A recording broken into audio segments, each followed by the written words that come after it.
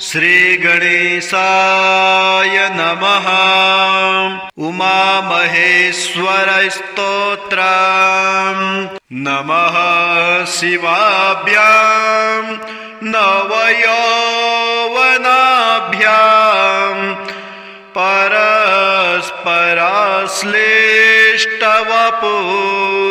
परस्पराश्लिष्टवपुर्धराभ्यां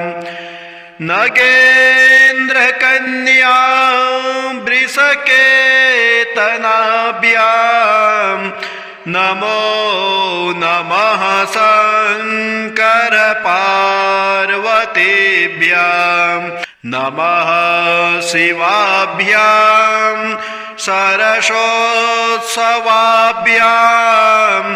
नमस्कृताभीष्टवरप्रदाभ्यां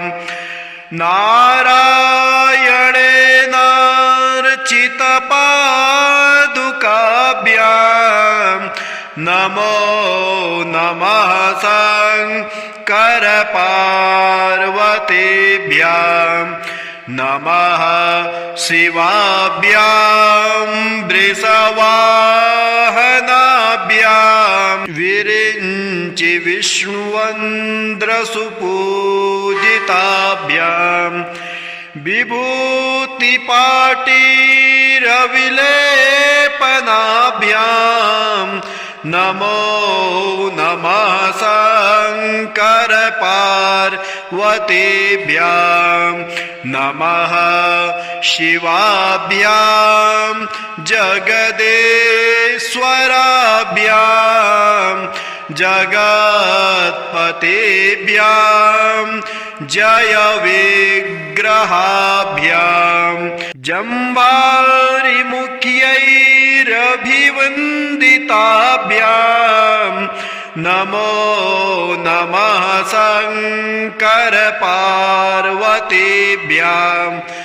नमः शिवाभ्यां परमौषधाभ्यां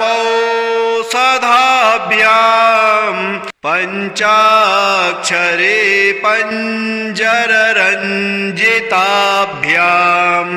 प्रपञ्चसृष्टिस्थितिसंहृताभ्यां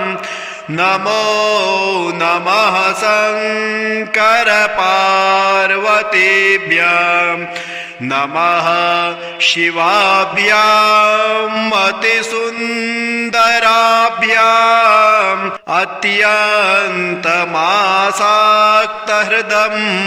अत्यन्तमासाक्तहृदम्बुजाभ्यां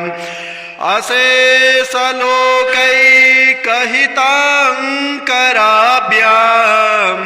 नमो नमः शंकर पार्वतीभ्यां नमः शिवाभ्यां कलिनाशनाभ्यां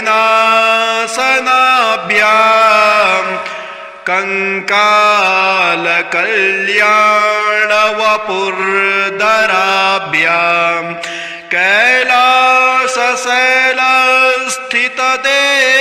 कैलासशैलस्थितदेवताभ्यां नमो नमः शंकर पार्वतीभ्यां नमः शिवाभ्यामशुभापहाभ्यां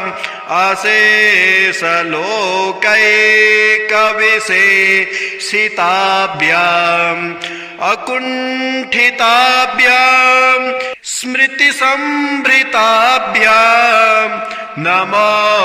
नमः शंकर पार्वतीभ्यां नमः शिवाभ्यां रथवाहनाभ्यां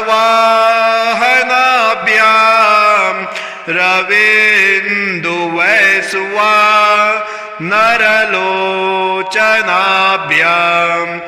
राकाशशाङ्का भमुकाम्बुजाभ्यां नमो नमः शंकर पार्वतीभ्यां नमः शिवाभ्यां जटिलन्धराभ्यां जरामृताभ्यां च विवर्जिताभ्याम् जनार्दनाब्जोऽब्धभव पूजिताभ्याम् नमो नमः शङ्कर पार्वतीभ्याम् नमः शिवाभ्याम् वृषमेक्षणाभ्याम् बिल्वच्छदामल्लिकदम् वृदाभ्याम् शोभावती शान्तवती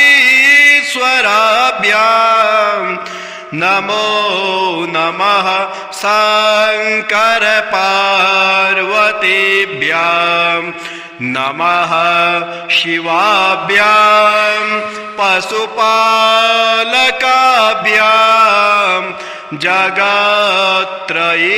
जगत्त्रयीरक्षण बद्धः हृदाभ्याम् समस्तदेवा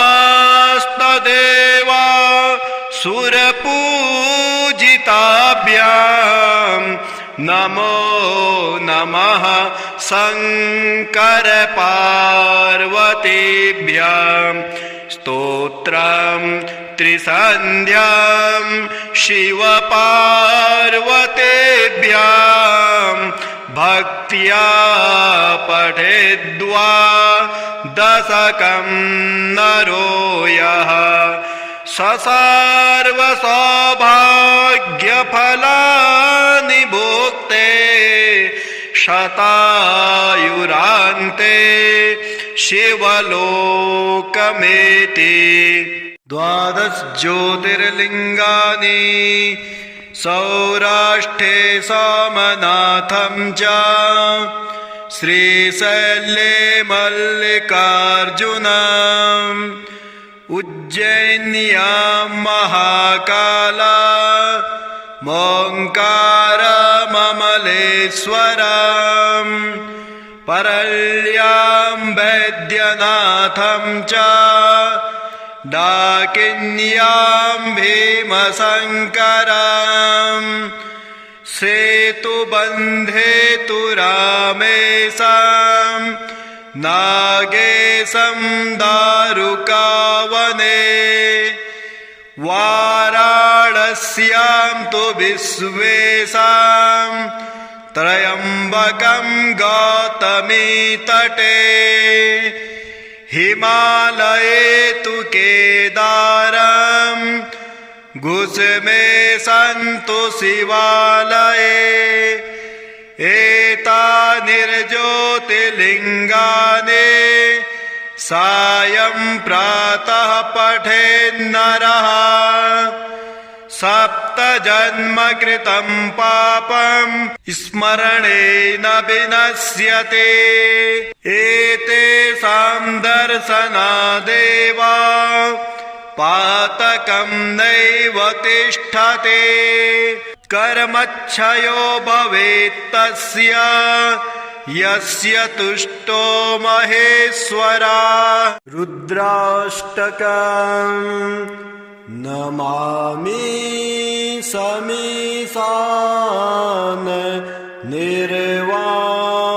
निर्वाणरूपं विभुं व्यापकं ब्रह्मवेदस्वरूपं निजं निर्गुणं निर्विकल्पं निरेहं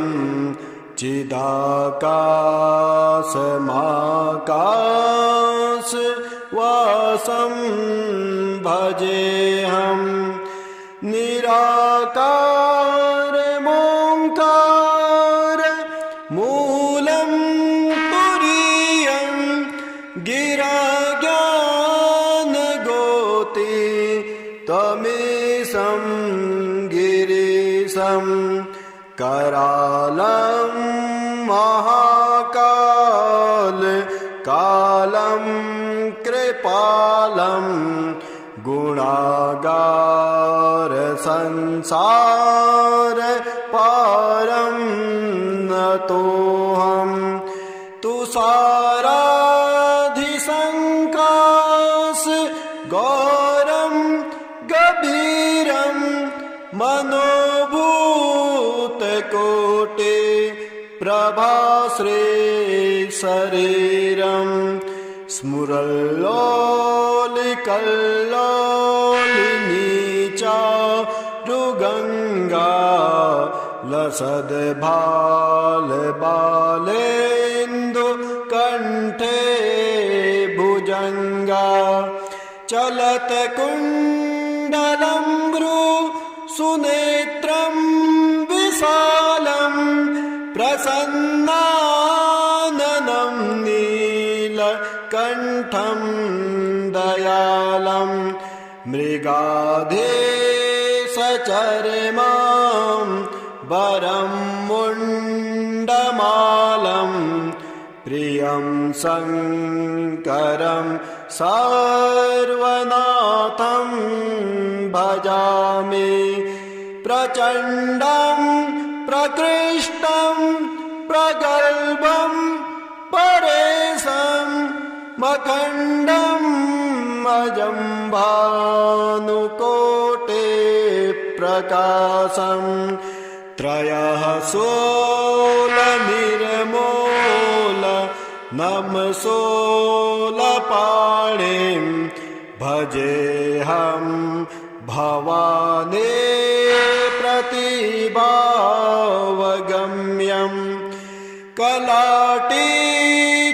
कलातीतकल्याण कल्पान्तकारी सदा सच्चिदानन्द दाता पुरारे चिदानन्द सन्दोह मोहापहारे प्रसीद प्रसीद प्रभो मन्मथारे न यावत् उमानाथ पादारविन्दं भजन्ति हलोके परे वा नराणां न तावत् सुखं शान्ति सन्तापनाशं प्रसीद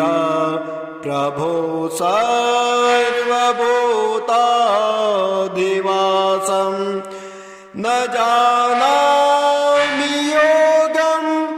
जपं नैव पूजां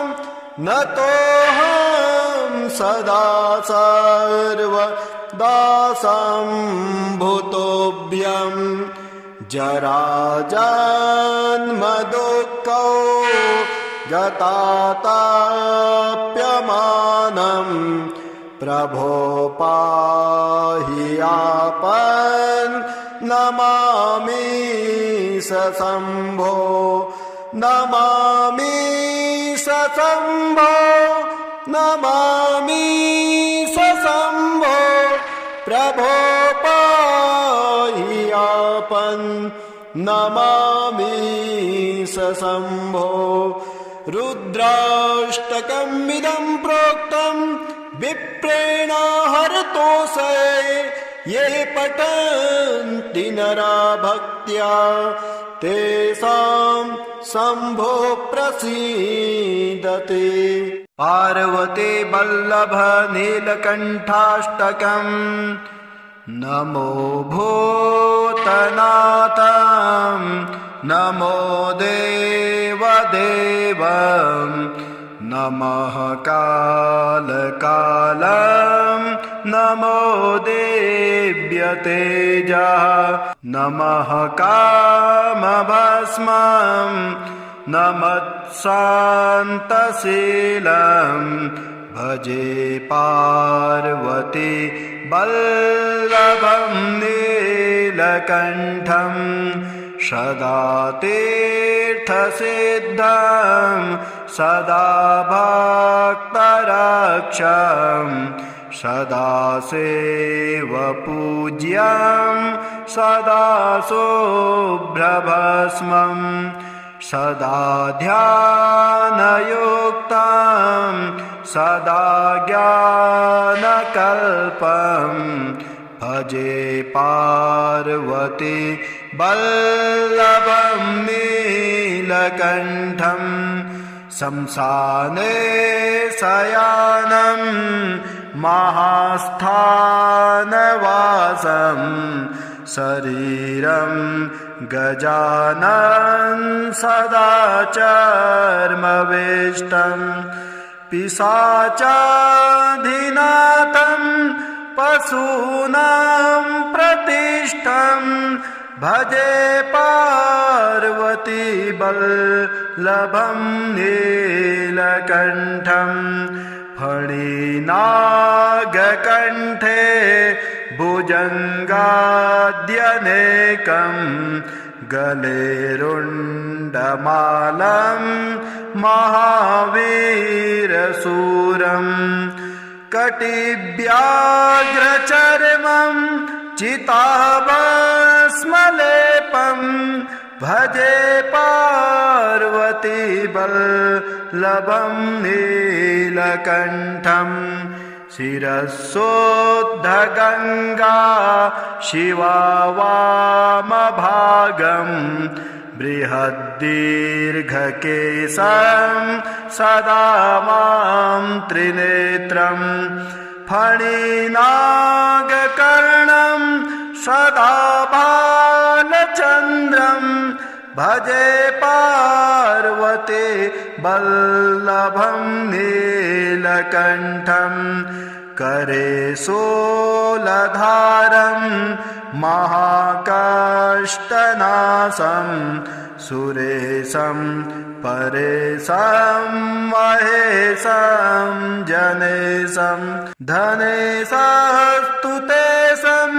ध्वजेशं गिरीशं भजे पार्वती वल्लभं नीलकण्ठं उदानं सुदानं सुकैलासवासं धरा निर्धरं संस्थितं ह्यादिदेवम् अजं हेमकल्पद्रुमं कल्पसेभ्यं भजे पार्वती वल्लभं नीलकण्ठं मुनीनां वरेण्यं गुणं रूपवर्णं द्विजानं पठन्तं शिवं वेदशास्त्रम् अहो दीनवत्सं कृपालुं शिवं तं भजे पार्वती वल्लभं नीलकण्ठं सदा भावनाथं सदा सेव्यमानं सदा भक्तिदेवं सदा पूज्यमानं मया तीर्थवासं सदा सेव्यमेकं भजे पार्वती वल्लभं नीलकण्ठं भजे पार्वती वल्लभं नीलकण्ठम् ॐ श्रीगणेशाय नमः।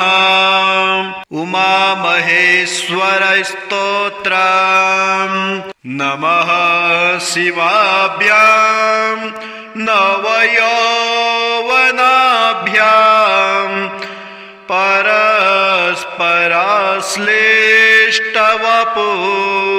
परस्पराश्लिष्टवपुर्धराभ्यां नगेन्द्रकन्या वृषकेतनाभ्यां नमो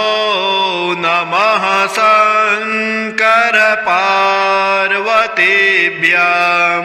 नमः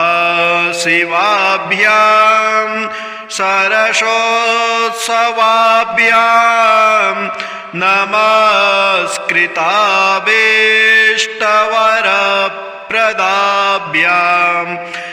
नारायणेनार्चितपादुकाभ्यां नमो नमः शंकर पार्वतीभ्यां नमः शिवाभ्यां वृषवाहनाभ्यां विरिञ्चि विष्णुवन्द्रसुपूजिताभ्यां विभूतिपाटीरविलेपनाभ्यां नमो नमः शंकर पार्वतीभ्यां नमः शिवाभ्यां जगदेश्वराभ्यां जगत्पतेभ्यां जय विग्रहाभ्यां जम्बारिमुख्यैरभिवन्दिताभ्यां नमो नमः शंकर पार्वतीभ्यां नमः शिवाभ्यां परमौषधाभ्यां पञ्चाक्षरे पञ्जररञ्जिताभ्यां प्रपञ्चसृष्टिस्थितिसंहृताभ्यां नमो नमः शंकर पार्वतीभ्यां नमः शिवाभ्यां अतिसुन्दराभ्यां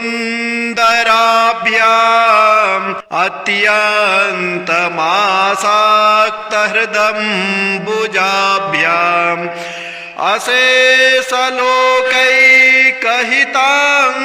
अशेषलोकैकहिताङ्कराभ्यां नमो नमः शंकर पार्वतीभ्यां नमः शिवाभ्यां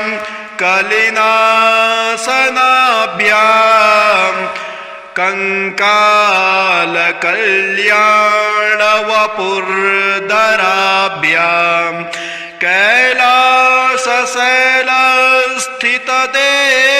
कैलासशैलस्थितदेवताभ्यां नमो नमः शंकर पार्वतीभ्यां नमः शिवाभ्यामशुभापहाभ्याम्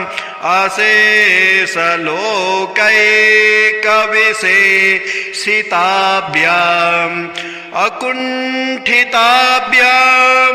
स्मृतिसंभृताभ्यां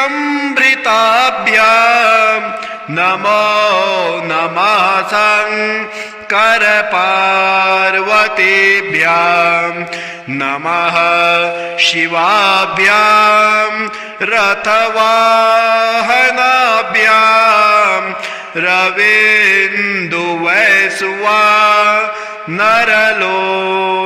रवीन्दुवैश्वानरलोचनाभ्यां राकाशशाङ्का भमुकाम्बुजाभ्यां नमो नमः शंकर पार्वतीभ्यां नमः शिवाभ्यां जटिलन्धराभ्यां जरामृताभ्यां च विवर्जिताभ्यां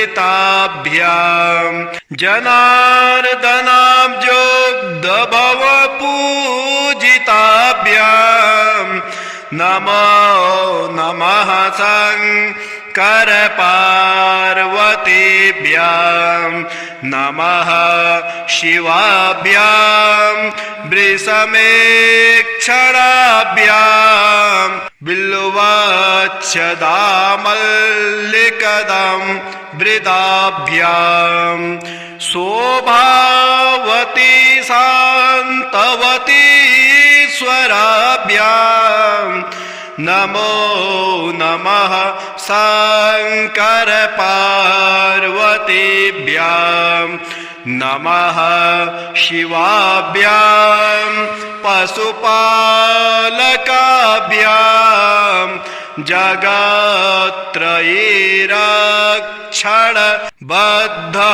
जगत्त्रयीरक्षणबद्धहृदाभ्यां समस्तदेव सुरपूजिताभ्यां नमो नमः शंकर पार्वतीभ्यां स्तोत्रं त्रिसन्ध्यां शिव पार्वतीभ्यां भक्त्या पठेद्वा दशकं नरो यः सर्वसौभाग्यफलानि भुक्ते शतायुरान्ते शिवलोकमेति 12 ज्योतिर्लिङ्गानि सौराष्ट्रे सोमनाथं च श्रीशैले मल्लिकार्जुनम् उज्जैन्यां महाकाला मोङ्कारममलेश्वरम् परल्यां वैद्यनाथं च डाकिन्यां भीमशङ्करम् सेतुबन्धे तु रामेशं नागेशं दारुकावने वाराणस्यां तु विश्वेशं त्र्यम्बकं गौतमीतटे हिमालये तु केदारं गुसमेशं तु शिवालये एतानिर्ज्योतिर्लिङ्गानि सायं प्रातः पठेन्नरः सप्तजन्मकृतं पापं स्मरणेन विनश्यते एतेषां दर्शनादेव पातकं नैव तिष्ठते कर्मक्षयो भवेत्तस्य यस्य तुष्टो महेश्वरः पार्वती वल्लभ नीलकण्ठाष्टकम् नमो भूतनाथं नमो देवदेवं नमः कालकालं नमो देव्यतेजः नमः कामभस्मं नमः शान्तशीलं भजे पार्वती वल्लभं नीलकण्ठं सदा तीर्थसिद्धं सदा भक्तरक्षं सदा सेवपूज्यं सदा शुभ्रभस्मं सदा ध्यानयुक्तं सदा ज्ञानकल्पं भजे पार्वती वल्लभं नीलकण्ठं शंसाने शयानं महास्थानवासं शरीरं गजाननं सदा चर्मवेष्टं पिशाचाधिनाथं पशूनां प्रतिष्ठं भजे पार्वती वल्लभं नीलकण्ठं फणिनागकण्ठे भुजङ्गाद्यनेकं गले रुण्डमालं महावीरशूरं कटिव्याघ्रचर्मं चिताभस्मलेपं भजे पार्वती वल्लभं नीलकण्ठं शिरस्सोद्धगङ्गा शिवा वामभागं बृहद्दीर्घकेशं सदा मां त्रिनेत्रं फणिनागकर्णं सदा बालचन्द्रं भजे पार्वती वल्लभं नीलकण्ठं करे शूलधारं महाकाष्ठनाशं सुरेशं परेशं महेशं जनेशं धनेशस्तुतेशं ध्वजेशं गिरीशं भजे पार्वती वल्लभं नीलकण्ठम् उदानं सुदानं सुकैलासवासं धरा निर्धरं संस्थितं ह्यादिदेवम् अजं हेमकल्पद्रुमं कल्पसेभ्यं भजे पार्वती वल्लभं नीलकण्ठं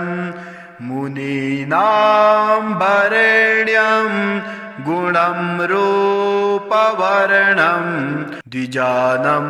पठन्तं शिवं वेदशास्त्रम् अहो दीनवत्सं कृपालुं शिवं तं भजे पार्वती वल्लभं नीलकण्ठं सदा भावनाथं सदा सेव्यमानं सदा भक्तिदेवं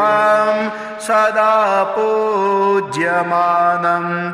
मया तीर्थवासं सदा सेव्यमेकं भजे पार्वती वल्लभं नीलकण्ठं भजे पार्वती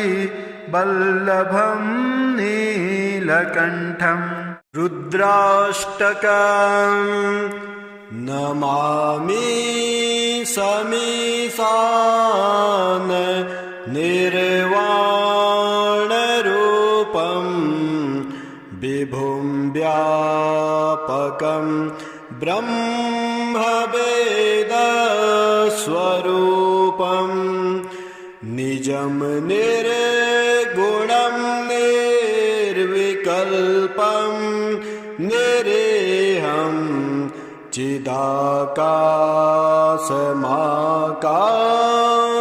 चिदाकाशमाकाशवासं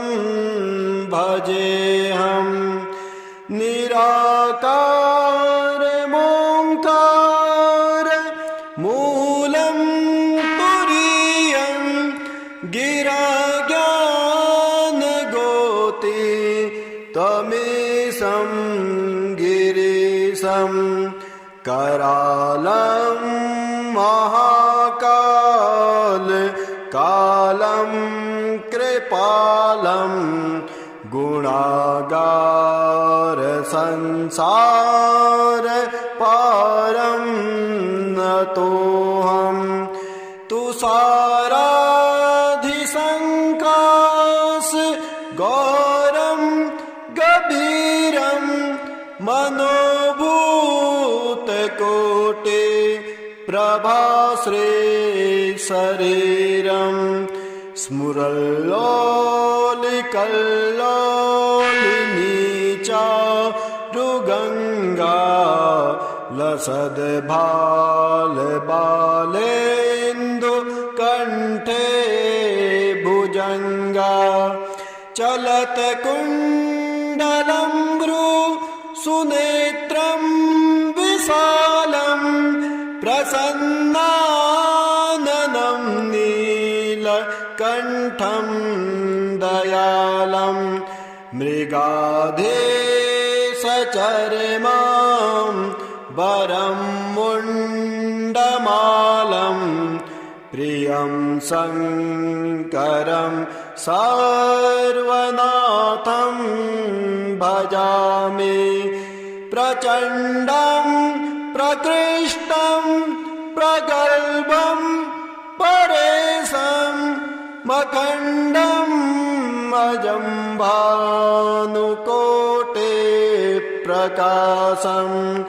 त्रयः सोलनिर्मूल नमसोलपाणिं भजेऽहं भवाने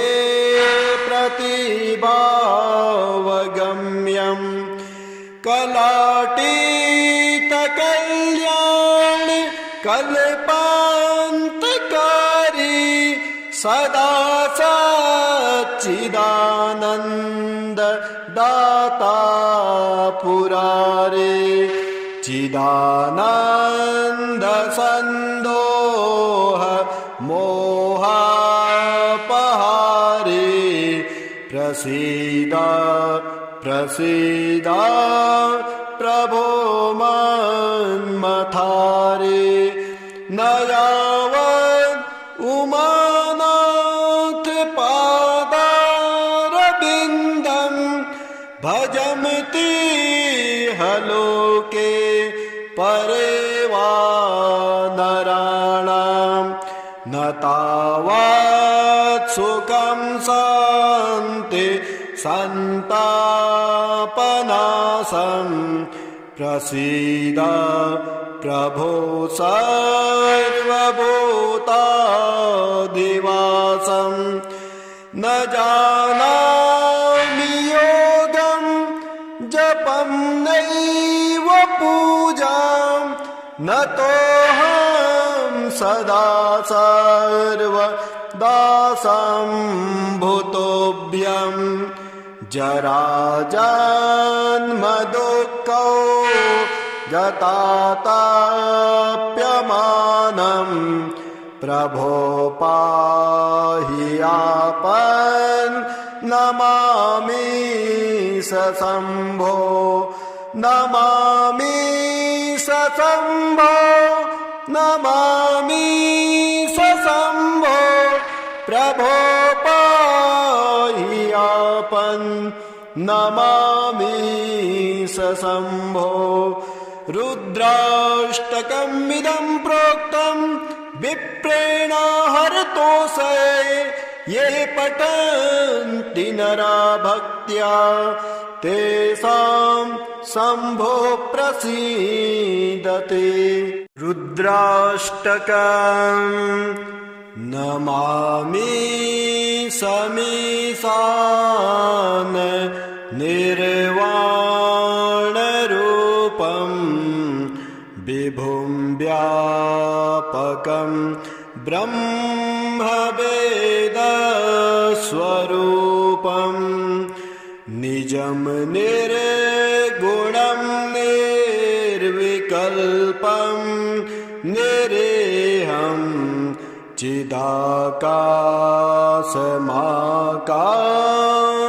चिदाकाशमाकाशवासं भजेऽहं निराकारमोङ्कार मूलं तुरीयं गिराज्ञानगोति त्वमेशं गिरीशं करालं महाकाल कालं कृपालं गुणागार संसार पारं नतोऽहं तुषाराधिसङ्काश गौरं गभीरं मनोभूतकोटे प्रभाश्री शरीरं स्मुरल्लोलिकल्लोलिनी चारुगङ्गा लसद्भालबालेन्दु कण्ठे भुजङ्गा चलत्कुण्डलं भ्रू सुनेत्रं विशालं प्रसन्नाननं नीलकण्ठं मृगाधे सचर्मां वरं मुण्डमालं प्रियं शङ्करं सर्वनाथं भजामि प्रचण्डं प्रकृष्टं प्रगल्भं परेशं मखण्डम् अजम्भानुकोटे प्रकाशं त्रयः सोलनिर्मूल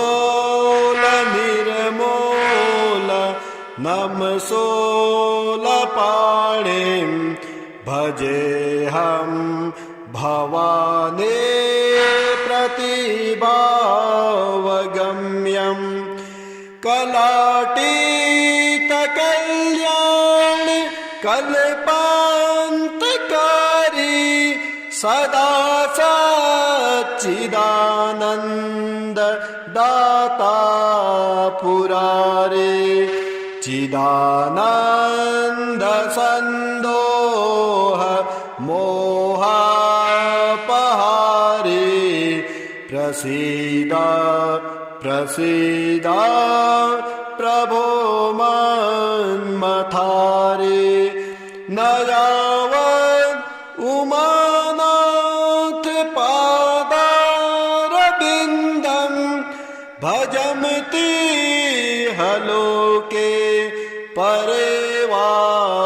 नराणां न तावत् सुखं शान्ति सन्तापनाशं प्रसीद प्रभो सर्वभूताधिवासं न जानामि योगं जपं नैव पूजां न तोऽहं सदा सर्वदासं भूतोऽभ्यं जराजन्म दुःखौ जताताप्यमानं प्रभो पाहि आपन् नमामि सशम्भो नमामि सशम्भो नमामि सशम्भो प्रभो पाहि आपन् नमामि सशम्भो रुद्राष्टकमिदं प्रोक्तं विप्रेण हरतोषे ये पठन्ति नरा भक्त्या तेषां शम्भो प्रसीदते। ॐ श्री गणेशाय नमः। उमामहेश्वर स्तोत्रम् नमः शिवाभ्यां नवयौवनाभ्यां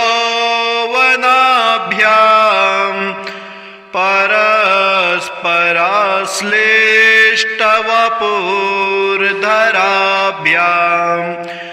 नगेन्द्रकन्या वृषकेतनाभ्यां नमो नमः शङ्कर पार्वतीभ्यां नमः शिवाभ्यां सरसोत्सवाभ्यां नमस्कृताभीष्टवरप्रदाभ्यां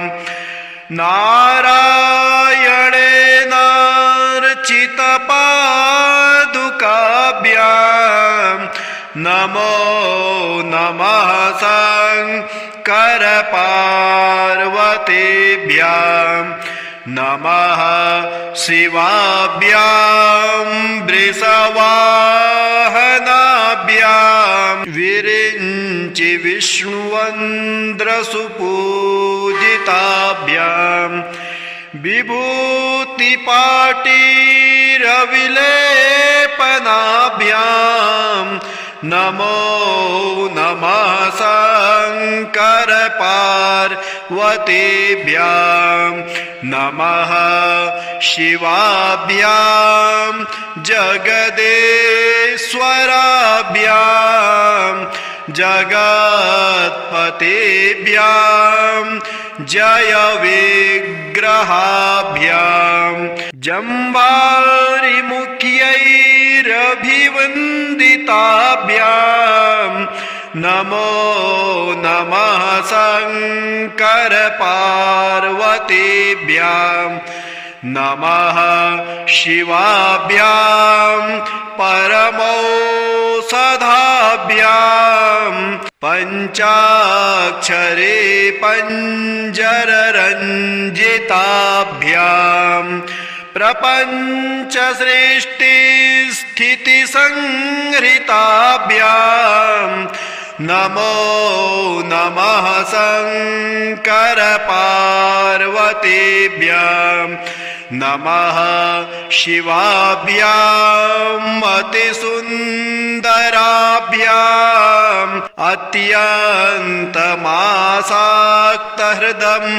अत्यन्तमासाक्तहृदम्बुजाभ्यां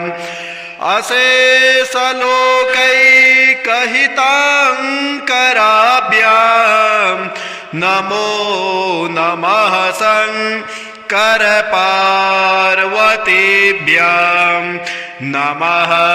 शिवाभ्यां कलिनाशनाभ्यां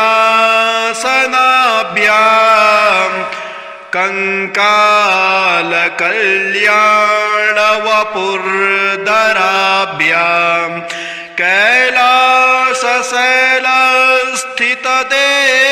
कैलासशैलस्थितदेवताभ्यां नमो नमः शंकर पार्वतीभ्यां नमः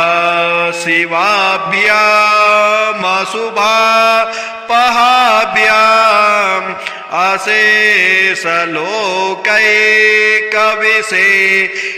अशेषलोकैकविशेषिताभ्याम् अकुण्ठिताभ्यां स्मृतिसंभृताभ्यां नमो नमः शंकर पार्वतीभ्यां नमः शिवाभ्यां रथवाहनाभ्यां रवीन्दुवैसुवा नरलोचनाभ्यां राकाशशङ्का भमुकाम्बुजाभ्यां नमो नमः शंकर पार्वतीभ्यां नमः शिवाभ्यां जटिलन्धराभ्यां जरामृताभ्यां च विवर्जिताभ्यां जनार्दनाब्जोग्धभवपूजिताभ्यां नमो नमः शंकर पार्वतीभ्यां नमः शिवाभ्यां वृषमेक्षणाभ्यां बिल्वच्छदामल्लिकदं वृदाभ्यां शोभावती शान्तवती स्वराभ्यां नमो नमः शंकर पार्वतीभ्यां नमः शिवाभ्यां पशुपालकाभ्यां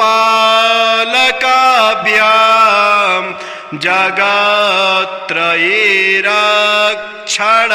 बद्धहृदाभ्यां समस्तदेवा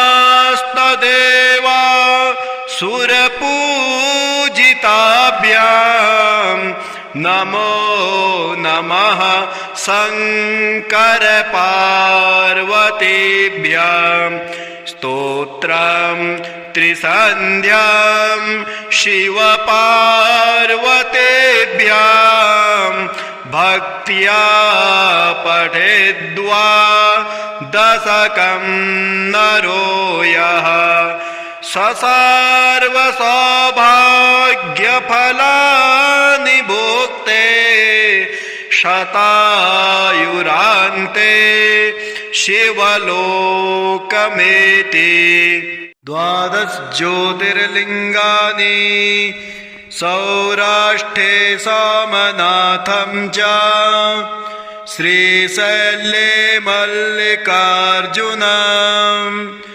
उज्जैन्यां महाकाला मोङ्कारममलेश्वरम् परल्यां वैद्यनाथं च डाकिन्यां भीमशङ्करम् सेतुबन्धे तु रामेशं नागेशं दारुकावने वाराणस्यां तु विश्वेशं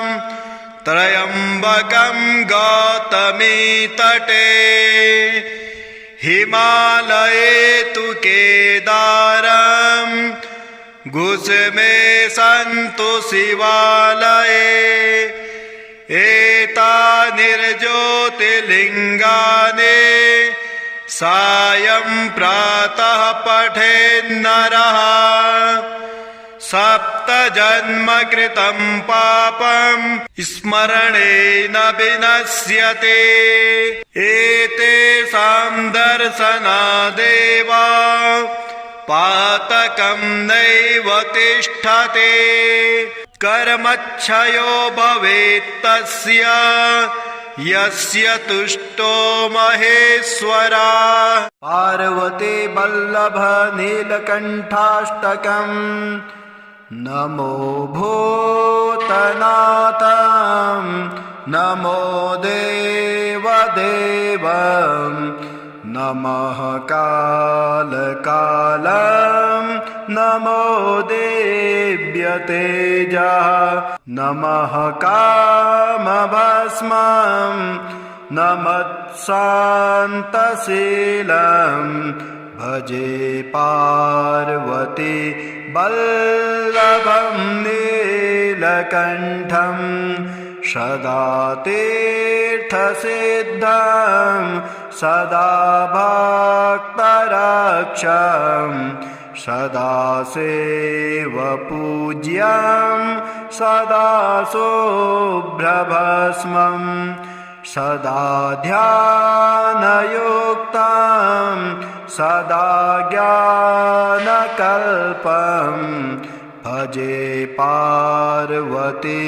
वल्लभं नीलकण्ठं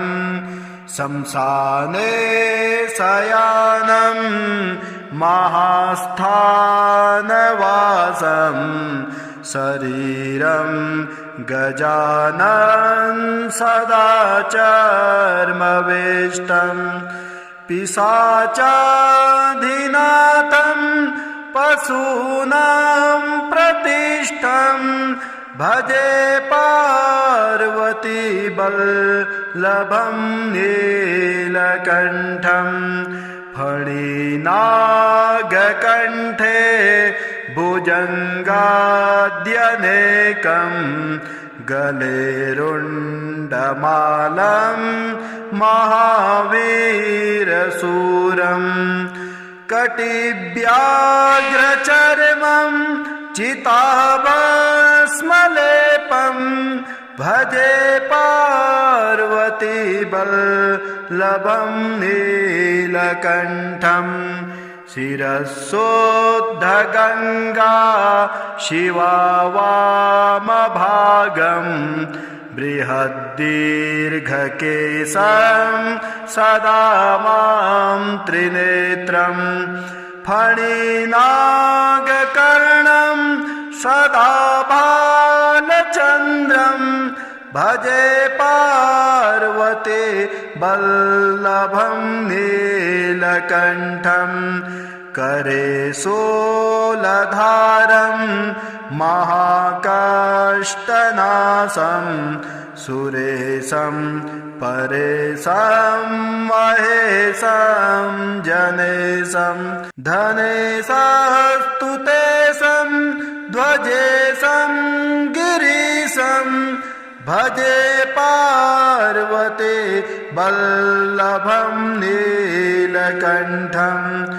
उदानं सुदानं सुकैलासवासं धरा निर्धरं संस्थितं ह्यादिदेवम् अजं हेमकल्पद्रुमं कल्पसेव्यं भजे पार्वती वल्लभं नीलकण्ठम् मुनीनां वरेण्यं गुणं रूपवर्णं द्विजानं पठन्तं